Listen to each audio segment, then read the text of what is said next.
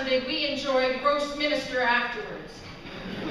And while it may not be politically correct, it has definitely assisted me in presenting the broad view of the past at Sheffield United Church.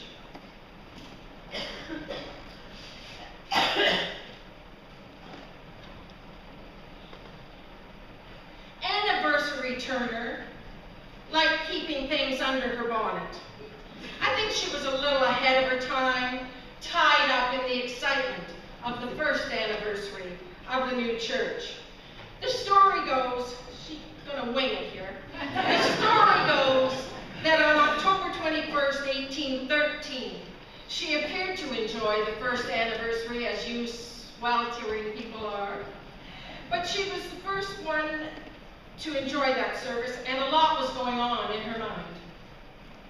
She was the first woman in the church-going Turner family whose writing has been preserved for posterity, Jerry and Marty. We only have bits and pieces, like some of the stones in the restored Sheffield cemetery. Some facts are chipped off. Some spiritual parts need uplifting.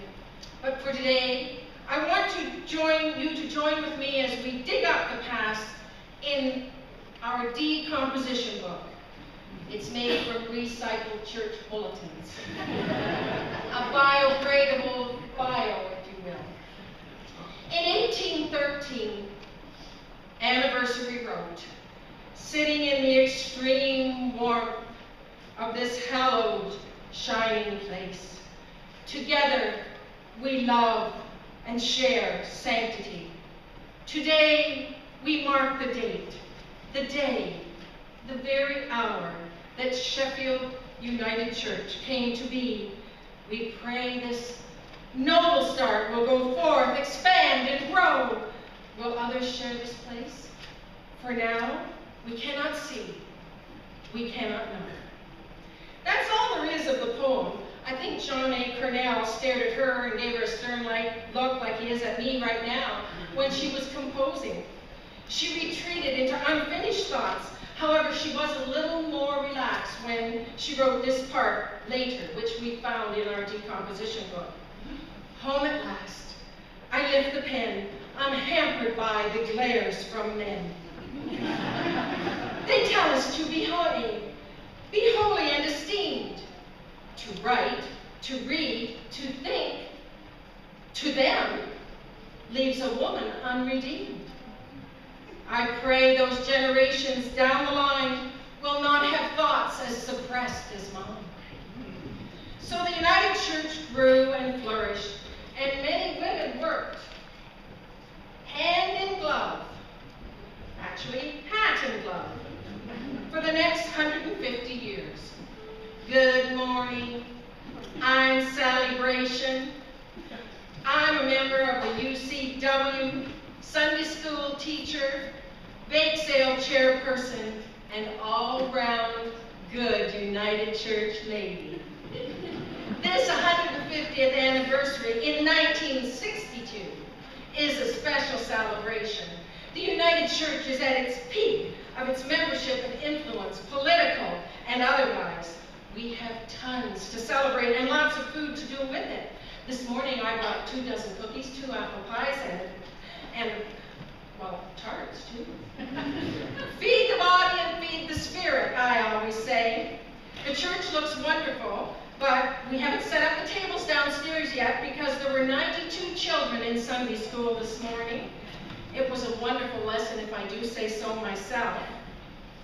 Any of you want to join me in getting a little closer to cool? All the little kiddies love parties and receiving presents. Today they learned that the past is history, the future is mystery, today is a gift. That's why it's called the present. Celebration borrowed that from somebody and claimed it as her own and put it in the decomposition book, along with recipes for 3 casseroles. Anyway, we had the children discuss the gift we've all received.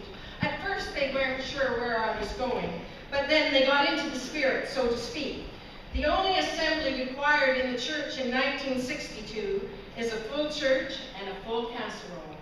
And of course, in 1962, we were the only on the brink included.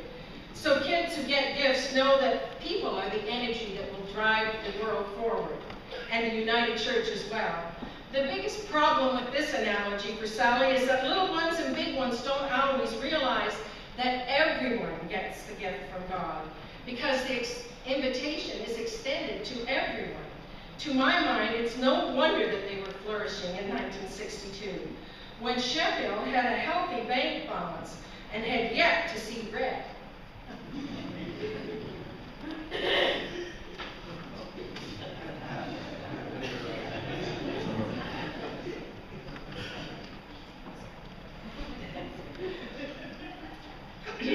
Hello, I'm Billy Drama.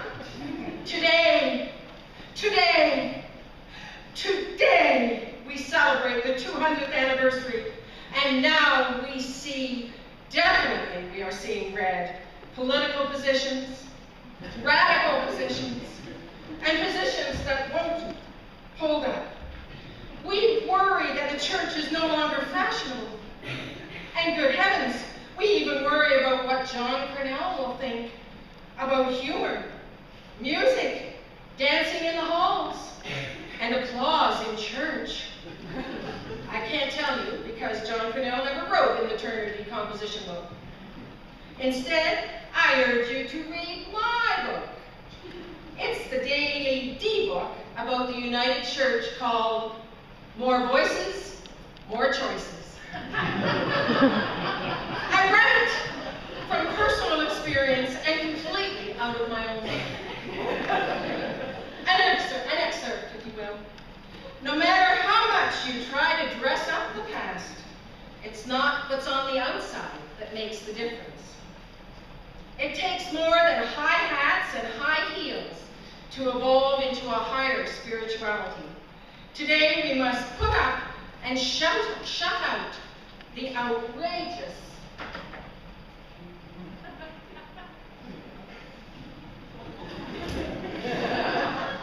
storms of controversy. Come out of the heavy rains of what could have been.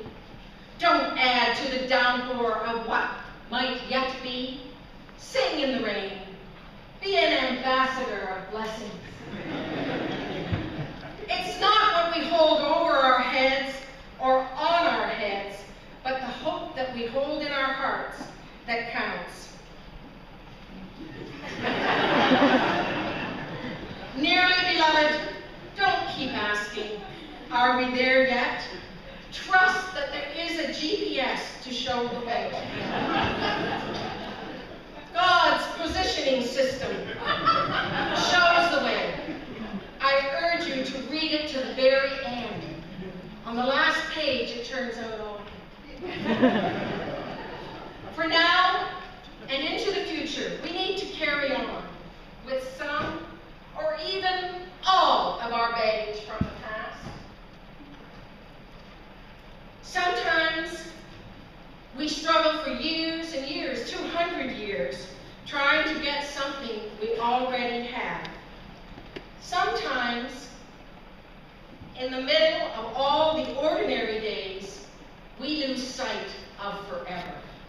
And then one special day like today comes along, and we celebrate the extraordinary possibilities of faith. Remember that we are in the church together, able to bless the past behind us, the future before us, the friends and family beside us, and the love and faith between us. Just as we are, not exactly as we will be. May God lead us boldly into the future with the courage to get our faith out from under our hats.